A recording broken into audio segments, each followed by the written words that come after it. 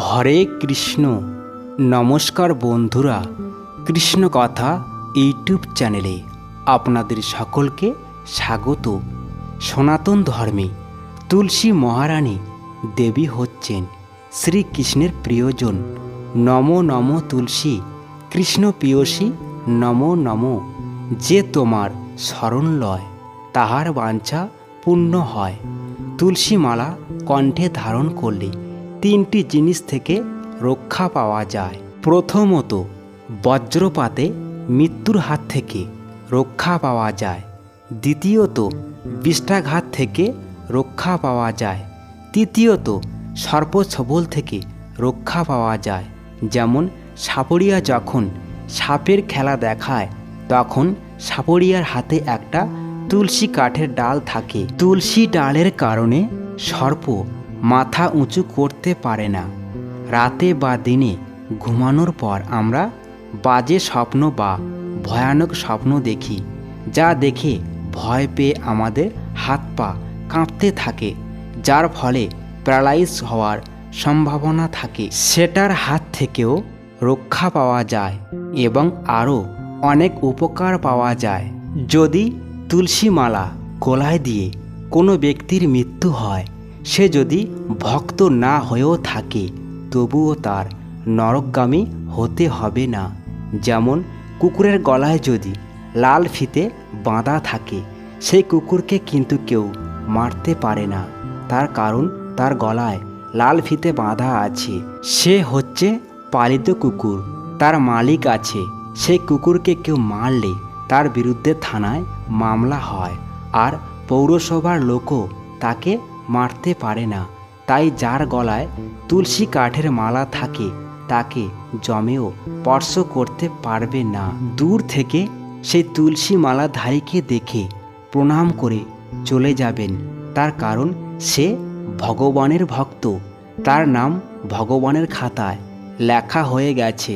আর যদি তুলসী মালা ধারণ করে মায়াতে পড়ে কৃষ্ণকে ভুলে যায়, তবুও তাকে নরকগামী হতে হবে না, তার সদ্গতি হবে। কিন্তু পরের জন্মে ভগবান তাকে ভক্তের ঘরে জন্ম দিয়ে সুযোগ করে দেবে তার পাপ থেকে মুক্তি হওয়ার। আর যদি তুলসীর মালা গলায় থাকে, যদি প্রতিদিন স্নান করে সে মালার জলে, তাহলে শরীর এমনি এমনি পবিত্র হয়ে যায়। আবার অনেকে বলে তুলসী মালা গলায় ধারণ করলে মিথ্যা কথা বলা যাবে না। যদি তাই হয় তাহলে তো শাস্ত্রে লেখা আছে মিথ্যা কথা বলাই মহাপাপ। তুলসীর মালা কণ্ঠে ধারণ না করলে মিথ্যা কথা বলা যাবে, এই কথাটি কোন শাস্ত্রে লেখা আছে বলবেন কি? তুলসী মালা ধারণ না করেও মিথ্যা কথা বলা মহাপাপ। তাহলে কোনটা ভালো? তুলসী মালা ধারণ করে মিথ্যা কথা বলাই ভালো, কারণ যেখানে আমি 100% মিথ্যা কথা বলতাম, তখন তুলসী মহারানীর কৃপায় অল্প অল্প করে মিথ্যা কথা কমতে থাকবে, আর এক সময় আমি আর মিথ্যা কথা বলবো না।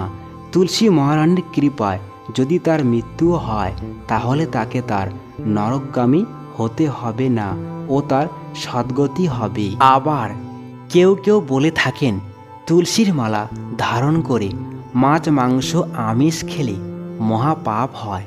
হ্যাঁ, কথাটি সত্য, কিন্তু ভগবতে ভগবান বলেছেন যে আমার চেয়ে আমার নাম বড়, নামের চেয়ে আমার ভক্ত বড়, ভক্তের চেয়ে ভক্তের চরণধূলি আরও বড়। ভগবান তার ভক্তকে সব সময় উপরেই রেখেছে। যে শুদ্ধ ভক্ত ভগবানের নাম প্রচার করে, তার হাতের তুলসীর মালা কণ্ঠে ধারণ করলে আপনার পাপ সেই শুদ্ধ ভক্তের মাধ্যমে ভগবান পরিত্রাণ করে থাকে। মহাপাপী দুরাচারীও যদি হয়, ভগবান তাকেও ফেলে রাখেন না, তাদেরও সদ্গতি ভগবান করে থাকেন। আর যদি সে ভক্তির পথে আসতে চায়, আসুক। তুলসীর মালা কণ্ঠে ধারণ করতে চায়, করুক, তাতে কোনো অসুবিধা নেই।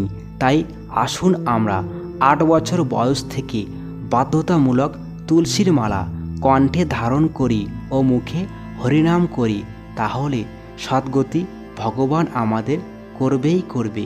তাই ভক্তিপথে কেউ একেবারে সব ছেড়ে আসতে পারে না। ধীরে ধীরে এই পার্থিব পথ অবলম্বন করে। সব কথার মূল কথা হলো যে কেউ ভগবানকে যত কিছুই রান্না করে দিন না কেন, কেউ সেই প্রসাদে যদি একটি তুলসী পত্র না থাকে, সেই প্রসাদে কিছুই ভগবান গ্রহণ করবে না। আর যার কণ্ঠে তুলসীর মালা নেই, এমন ব্যক্তির হাতের কোনো কিছুই ভগবান গ্রহণ করে না। আবার অনেকে বলে থাকেন ভক্তি থাকলে ভগবান সব কিছুই গ্রহণ করে থাকেন। হ্যাঁ, এ কথা সত্য বলেছেন, কিন্তু আপনি কি বলতে পারবেন আমার ভক্তি আছে, সব সময় কৃষ্ণ নামে মগ্ন থাকি? আপনি বৈদিক কোনো কর্ম করে থাকেন, তুলসী পত্র লাগবেই। এমনকি মৃত্যুর পরেও মৃতদেহের চোখের উপরেই তুলসী পাতা আমরা দিয়ে থাকি। কেননা অনেক গাছের পাতাই তো আছে, যেমন বট পাতা, কাঁঠাল পাতার মতো আরও অনেক সুন্দর সুন্দর পাতা আছে, চোখে দিলেই তো পারতো, কিন্তু কেন আমরা করি না? শেষ বিদায়ের দিন কিন্তু সকলের সঙ্গে তুলসী বৃক্ষই যাবে।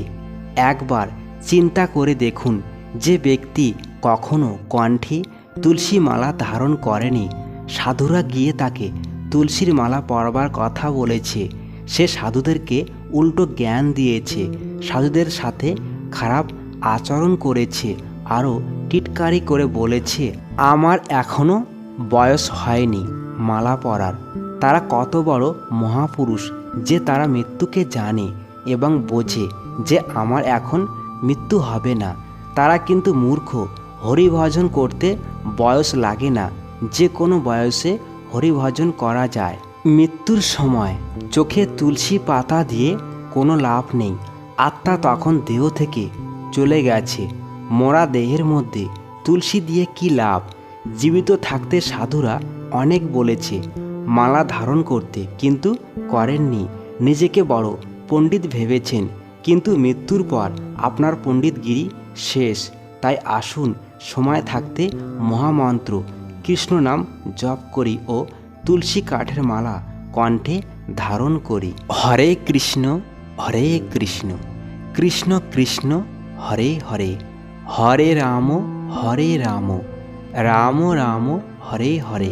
তো চলুন বন্ধুরা, এবারে জেনে নেওয়া যাক গলায় তুলসী মালা কেন 3 প্যাঁচ দিয়ে পড়তে হয়, 1 প্যাঁচ দিয়ে পড়তে নেই কেন।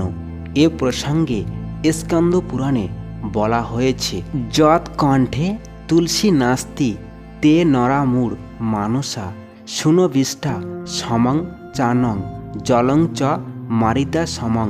অর্থাৎ যে ব্যক্তি নিজের গলায় তুলসী মালা ধারণ করে না, ওই মূঢ় ব্যক্তি যদি জল স্পর্শ করে তাহলে ওই জল মদের সমান হয়ে যায়, আর যদি অন্ন স্পর্শ করে তাহলে সেই অন্ন রাজহংসের বিষ্ঠা অর্থাৎ মল সম হয়ে যায়। তাই প্রত্যেক মানুষের তুলসী মালা পরিধান করা একান্ত কর্তব্য। স্নানকালে তু যসাঙ্গে দৃশ্যতে তুলসী সুবহা সর্বতীর্থেষু স্নানং ভবতি তে ন সংশয়। অর্থাৎ যখন কোনো মানুষ গলায় তুলসী মালা ধারণ করে স্নান করে, তখন ওই তুলসীকে স্পর্শ করে জল সর্বাঙ্গে স্নাত হয়। ওই ব্যক্তির এই পৃথিবীর সর্বতীর্থ স্নানের পুণ্যফল প্রাপ্তি হয়ে যায়। শ্রী ব্যাসদেব পদ্ম পুরাণে এই সত্য লিখেছেন, এতে কোনো সন্দেহ নেই। শাস্ত্রসম্মতভাবে গলায় 3 প্যাঁচ দিয়েই তুলসী মালা ধারণ করা কর্তব্য, কারণ স্মৃতিশাস্ত্রে 3 প্যাঁচ দিয়ে তুলসী মালা ধারণ করার কথা উল্লেখ করা হয়েছে। 3 প্যাঁচ দিয়ে তুলসী মালা ধারণ করার সময় 3টি প্রতিজ্ঞাবদ্ধ হতে হয়। 1. প্রথম প্যাঁচ দিয়ে বলতে হয়, আমি নিজেকে উদ্ধার করিব হরিনামের দ্বারা। 2. দ্বিতীয় প্যাঁচ দিয়ে বলতে হয়, আমি আমার পরিবারকে উদ্ধার করিব হরিনামের দ্বারা। 3 তৃতীয় পেঁয়াজ দিয়ে বলতে হয়, আমি যাহাকে দেখিব তাহাকে বলিব হরিনাম, উদ্ধার হইবে সে হরিনামের দ্বারা। তুলসী মালার প্রথম প্যাঁচে নির্দেশ করে সম্বন্ধ তথ্য, অর্থাৎ জীবের স্বরূপ হয় কৃষ্ণের নিত্য দাস। কৃষ্ণের সঙ্গে যে আমার নিত্য সম্বন্ধ রয়েছে সে সম্বন্ধে স্মরণ করে গভীর প্রেমের বন্ধনে আবদ্ধ হতে হবে। তুলসী মালার দ্বিতীয় প্যাঁচে নির্দেশ করে অভিধায় তত্ত্ব, অর্থাৎ কৃষ্ণের সঙ্গে যে একমাত্র সম্বন্ধ রয়েছে তাকে পাওয়ার একমাত্র উপায় হল ভক্তি। সমস্ত বৈদিক শাস্ত্রে তাই ভগবত ভক্তির পন্থাকে অভিধয় বলে বর্ণনা করা হয়েছে। তাই এই তুলসীর দ্বিতীয় প্যাঁচে আমি যেন সেই ভক্তি লাভ করতে পারি। তুলসীর তৃতীয় প্যাঁচে নির্দেশ করে প্রয়োজন তথ্য, সমস্ত জীবের একমাত্র প্রয়োজন হলো কৃষ্ণ প্রেম লাভ করা। ভিডিওটি ভালো লেগে থাকলে অবশ্যই লাইক, শেয়ার, কমেন্ট করতে ভুলো না যেন। এই রকমই আরও নতুন নতুন পৌরাণিক এবং ধর্মীয় ভিডিও পেতে অবশ্যই চ্যানেলটি সাবস্ক্রাইব করে আমাদের সাথেই থাকুন।